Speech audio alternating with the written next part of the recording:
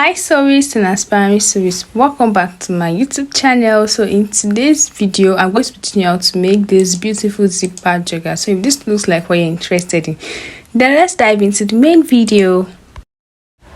So I'm going to be making use of this quality hoodie fabric for this tutorial, and I'm going to be making use of about 1.5 yards for this tutorial.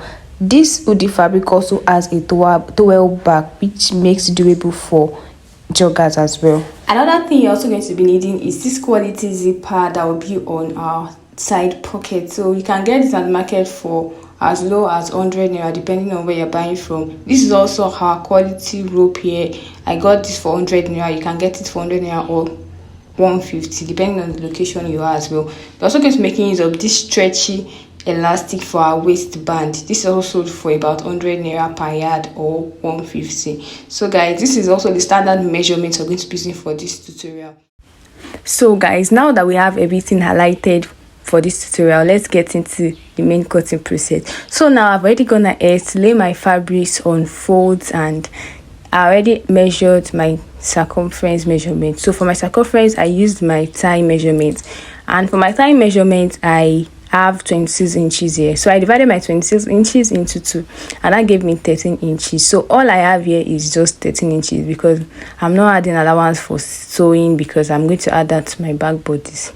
Now for my full length I have 43 inches here.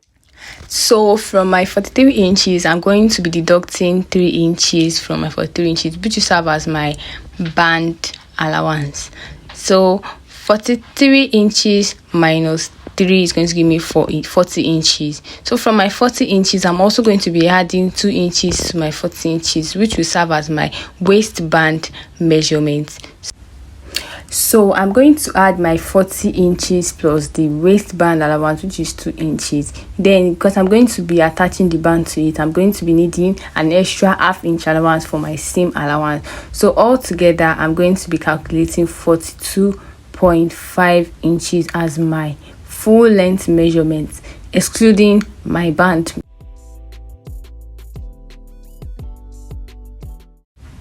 So the next thing I'm going to do now will be to take out my 2 inches waistband allowance. Once I'm done with that, I'm going to go ahead to take my hip measurement. So for my hips I'm going to divide my 44 inches into 4, and that's going to give me 11 inches. So I'm going to go ahead to measure my 11 inches. Before going further, I'm also going to go ahead to measure my flap. So for my flap I have 12 inches here, which was as a result of the division of my hip and an addition of 1 inch. So now I have 12 inches. So I'm going to go ahead to mark out my 12 inches, and I'm going to make a curve around my flap area. So once I'm done with this point, I'm going to go ahead to measure my ankle. So for my ankle I'm going to be using 7 inches. How I was able to get my ankle measurement was as a result of the division of my ankle circumference, which was 14 inches, and I divided it into 2, and that gave me 7 inches. So now that I have my 7 inches marked, I'm going to go ahead to merge my lines together. So to achieve this, I'm going to be placing my tape rule on my fabric, just like you can see in this video, and I'm going to go ahead to trace out this point. Now that I have a perfect view of what I want, I'm going to go ahead to cut this piece right here. So just because I want to manage my fabrics, I'm going to be utilizing what I have here. So I'm going to be placing the front bodies of my joggers like this, and I'm going to go ahead to take my back bodies measurement. So from my back bodies I'm going to leave out an extension of 1.5 inches, and I'm going to mark this point down to my ankle area. Now that I have this point mark, I'm going to go ahead to cut out the shape of what I have here. So for proper ease, I'm going to be coming out by 1 inch around my flap area on my back bodies, and this is what you can see me do in this video.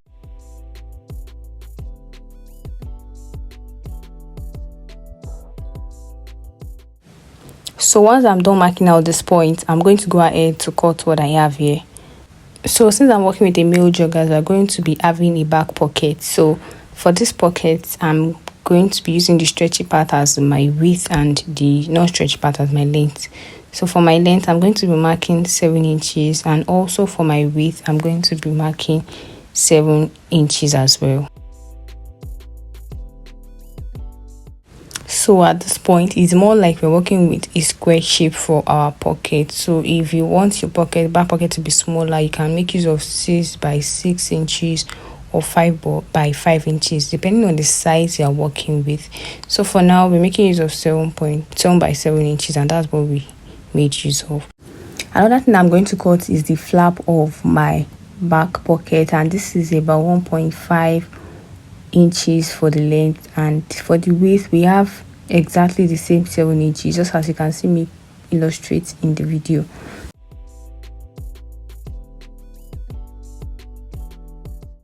Now for the side pocket, we're going to be making use of 14 inches as the length, while for the width we're going to be making use of 6.5.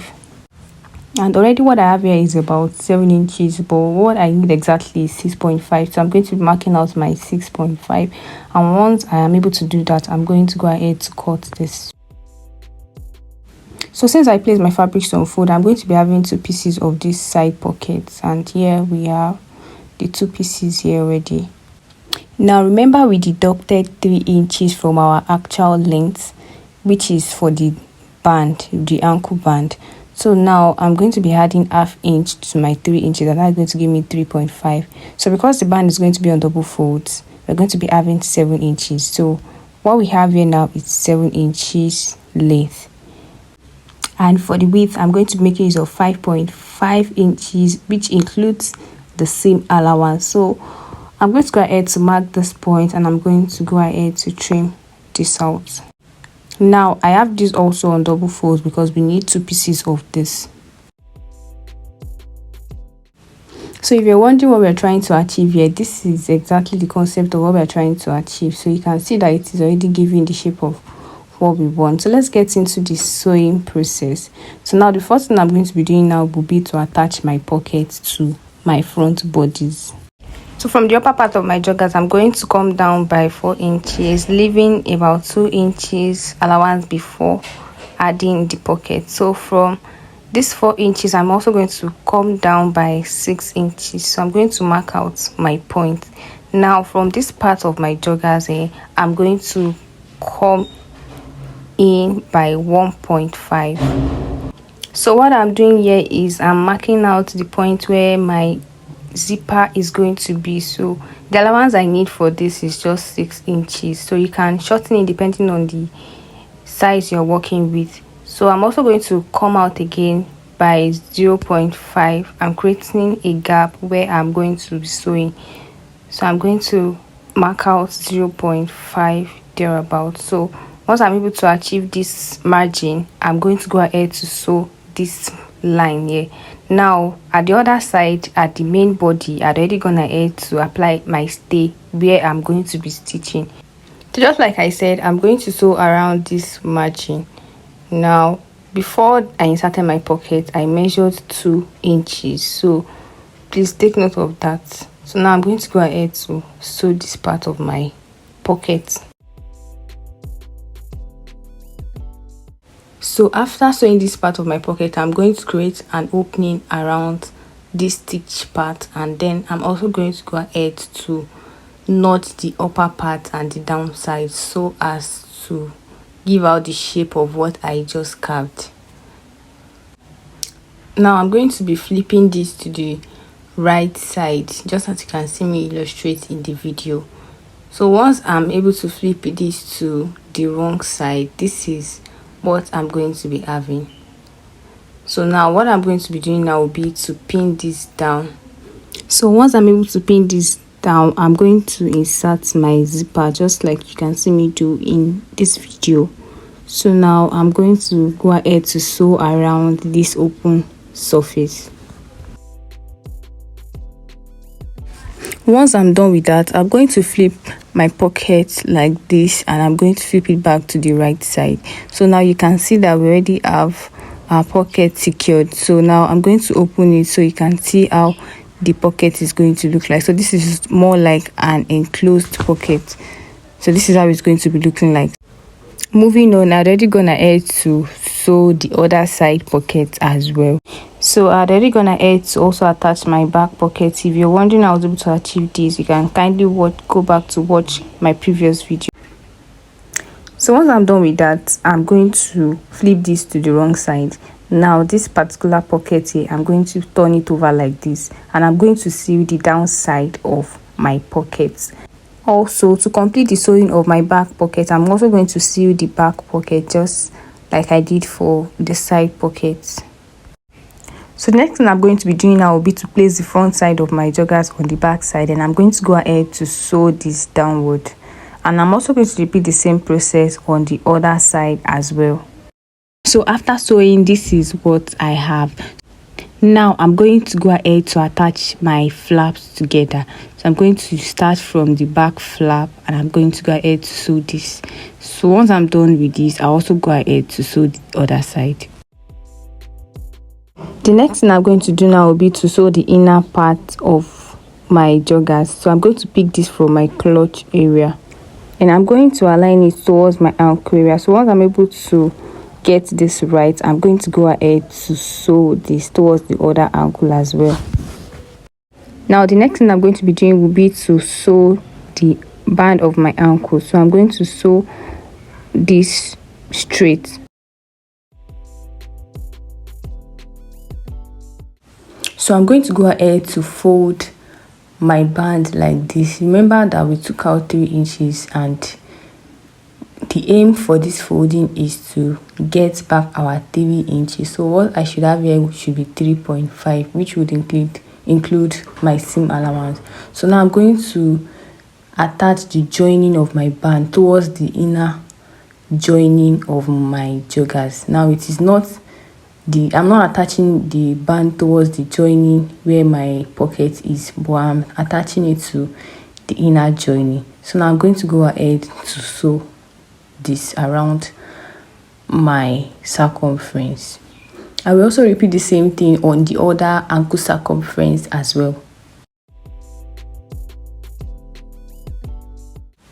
So after sewing, this is how my ankle band looks like. Now the next thing I'm going to do now is to attach my waistband around my waist. Now this is one of the techniques I use to get my waistband, but it is not always 100% valid, and this is because it depends on the elastic I'm using. If the elastic is too stretchy, I might have excesses after sewing. So the next thing to do after getting your desired measurement is to join it and make sure that you are reversing it so that it can be very firm, and then attach this to your waist, then stretch as you sew. So I'm going to be stretching this as I sew on my waistband. So if at all there is any excess, I'm going to trim that off and join the remaining back, just as you can see me illustrate in this video.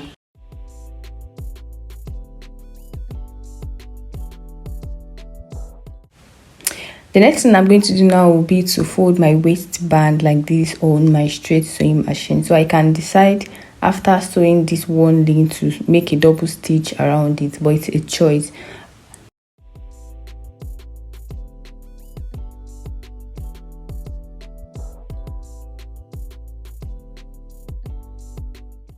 So guys, finally we're done making this beautiful piece. So after ironing and after pasting, this is the result of what I have. So you can see that it is looking very different from what we made, and that is because we've gone ahead to iron properly.